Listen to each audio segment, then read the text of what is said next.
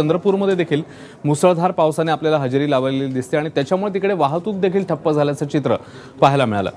याचं कारण सततच्या पावसामुळे बेंबाळीतला नवा पूल मधोमधच खचला आणि या पुलाला मधोमध अक्षरशः भलं मोठं भगदाड पाहायला मिळालं। चिमूरकडनं वरोऱ्याकडे जाणारी वाहतूक पूर्णपणे ठप्प झाली। चौपदरीकरण होत असलेल्या वरोर चिमूरा मार्गावर बेंबाळ इथे हा पूल बांधण्यात येत होता, तर याच मार्गावरील बोथली इथे पाण्याचा अंदाज न आल्यानं एसटी थेट रस्त्यालगतच्या खड्ड्यात उतरली।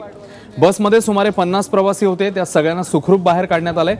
चंद्रपुरातल्या पोथरा नदीला झालेल्या पुराच्या पाण्यामध्ये 10 ते 11 मजूर हे फसले, त्यांना वाचवण्यात यश आलं। शेतात काम करत असताना अचानक पोथरा नदीला पूर आला आणि हे मजूर अडकलेले पाहायला मिळाले।